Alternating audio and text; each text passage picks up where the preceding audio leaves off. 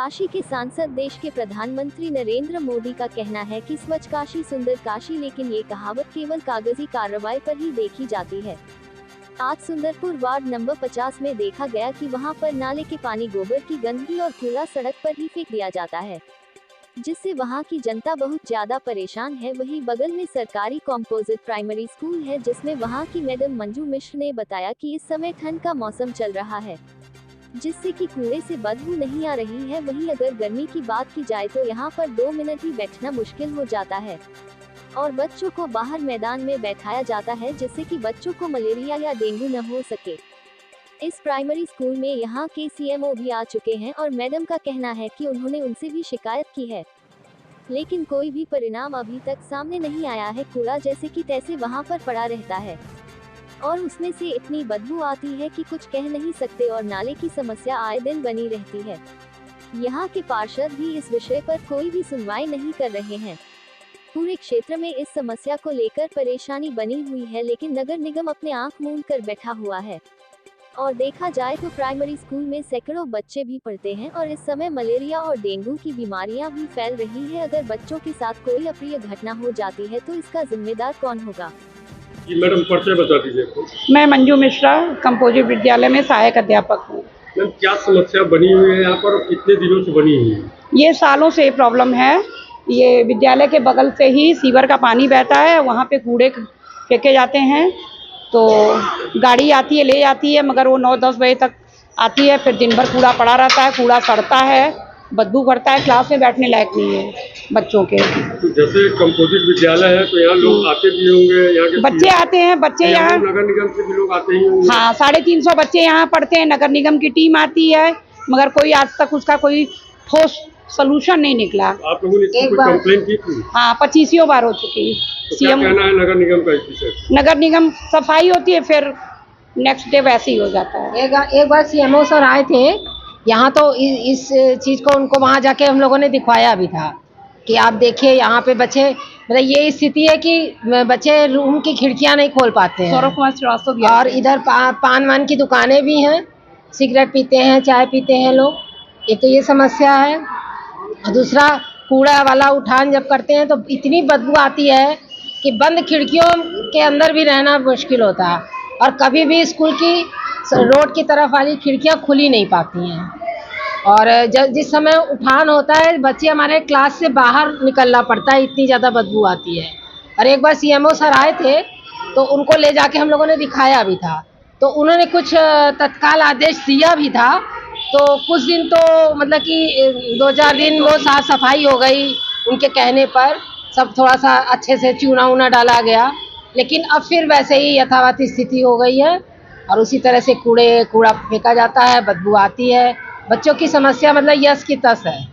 क्या मांग करती है मैम? मांग यही है कि विद्यालय के आसपास जो स्वच्छता रहनी चाहिए, विद्यालय के अंदर की तो स्वच्छता हम लोग कर लेंगे, लेकिन विद्यालय के बाहर की स्वच्छता के लिए तो शासन को या विभागीय जो भी लोग हैं उनको कुछ जागरूक होना पड़ेगा। गंदगी की वजह से डेंगू मलेरिया हाँ, यही है। हम लोग बच्चों को तो सिखाते हैं कि डेंगू से बचने के लिए आप गंदगी और कूड़े से मतलब दूर रहिए, उसको साफ सफाई रखिए, लेकिन बच्चे उसके संपर्क में तो आते ही हैं। वही रास्ता है बच्चों के आने का, जो बस्ती है, जिस बस्ती से बच्चे आते हैं हमारे यहाँ, रास्ता वही है, बच्चे उसको क्रॉस करके ही आते हैं, तो बच्चे इन्फेक्शन के उसमें तो आ ही रहे हैं और बच्चे बीमार भी रहते हैं। और इसकी वजह से आप बताती रहती है बीच में, लेकिन हाँ, क्लास में इतना देर बैठना पड़ रहा है बच्चों को, तो इस पे आप क्या कहेंगे? गंदगी के बगल में बच्चे परेशान होते हैं, हम लोगों से कहते हैं, तो बस यही है। अब हम लोग अपने स्तर से यही कहते हैं कि जिस समय कूड़े का उठान हो रहा है और क्लास में रहना मुश्किल है, थोड़ी देर के लिए बच्चे फील्ड में आ जाते हैं। अभी तक कितने बच्चे बीमार हो चुके हैं डेंगू बहुत बच्चे तो वही थोड़ा बहुत तो बीमार रहते ही हैं, मतलब कोई ऐसा तो कोई वैसी बीमारी तो जो होती है डेंगू या ये तो सभी को होती है, लेकिन ये बदबू से बच्चे परेशान है। बदबू तो मालूम है कि जब बैक्टीरिया होंगे तभी बदबू होगी, तो बच्चों को ये बात पता है, लेकिन हम लोग यही करते हैं कि जिस समय उठान हो रहा है कूड़े का या बदबू आ रही है, तो बच्चों से कहते हैं कि क्लास से निकल के आप थोड़ी देर फील्ड में आ जाइए। हम लोग तो अपने स्तर से यही कर पाएंगे ना, बच्चों की समस्या का समाधान। अपना परिचय बता दीजिए। मंजू लता सिंह, कहाँ रहती हैं? Sundarpur ward number ward number 50। क्या समस्या बनी हुई है? समस्या तो ऐसी बनी हुई कि हम क्या बताएं। घर के सामने से निकलिए तो इतना कूड़ा, पानी नाला का बह रहा है, गोबर है, सब बहुत ज़्यादा दिक्कत हो रही है। सबसे ज़्यादा दिक्कत तो हम ही को हो रही है, क्योंकि मेरे घर के सामने है। अगर इधर उधर आता तो कोई दिक्कत नहीं, निकलते हैं घर से बाहर या मंदिर जाएंगे या कहीं निकलेंगे, बहुत ज़्यादा दिक्कत होती है। ये जो समस्या बनी हुई है तो आप शिकायत तत्काल की रिकॉर्डिंग लीजिए, देखिए कूड़ा गिरा है, देख लीजिए, आपके सामने की बात है। मैं दीपचंद जायसवाल यहाँ सुंदरपुर निवासी हूँ, वार्ड नंबर 50। यहाँ की पार्षद है शेषमणि देवी जी हैं। और ये यहाँ पे मोहल्ले में समझ लीजिए कि पूरी नाली की दुर्व्यवस्था है। और यहाँ पे जितने भी कर्मचारी कूड़ा लेकर के जगह जगह से लेके आते हैं, यहाँ पे गिराते हैं। और पूरा समझिए कि ये पूरा मोहल्ला एक तरह से संक्रमण रोगों से ग्रसित है। यही बस्ते बोलिए।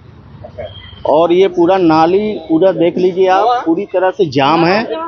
और यहाँ पे जितने भी कूड़े के डब्बे लगे मोहल्ले के लिए, स्वच्छता के लिए, लेकिन स्वच्छता का कोई कार्य यहाँ नहीं हो रहा है। ये जो डेंगू मलेरिया, इसके बचाव के लिए नगर निगम कुछ करती है या तो नहीं? यहाँ नहीं करती। अब जैसे कि अब सरकार की तरफ से है कि मलेरिया के लिए वो फॉग मशीन से जो है कि मच्छरों को भगाने का आता है, इस तरह का कोई भी नहीं होता। ना नाली में दवाओं का छिड़काव होता है। आप देख लीजिए चारों तरफ घूम करके क्या स्थिति है इस मोहल्ले की। देख रहे पूरा भरा पड़ा हुआ है, ये कब उठता है कि नहीं? ये तो इन लोग के मन के ऊपर है, उठाया नहीं पड़ा है। मोहल्ले के चारों तरफ के कूड़ा, यहाँ तक कि आसपास के हॉस्पिटलों की जो गंदगी निकलती है वो भी ला करके यहाँ पे गिराया जाता है। इसके लिए कई बार कंप्लेन किया गया, कई बार बोला गया, सूचनाएं दी गई, लेकिन इस पर कोई कार्रवाई नहीं होती है। और इस तरीके से देख लीजिए आप चारों तरफ घूम करके बहुत सारी दिक्कतें हैं।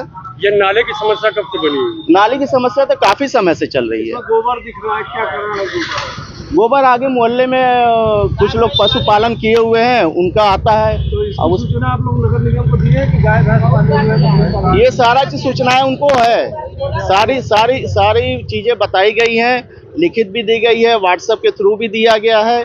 यहाँ के मोहल्ले के निवासी जितने भी हैं सब कुछ समय समय पे सूचनाएं दी गई हैं। झाड़ू कूड़ा वाला समय समय पे आता है या नहीं आता है? झाड़ू वाले आते हैं, उनके मन के ऊपर है। जैसा यहाँ के कर्मचारी, जैसा उनको सुपरवाइजर अपना करता है वैसे आते हैं। क्या नाम है सुपरवाइजर का? मनीष।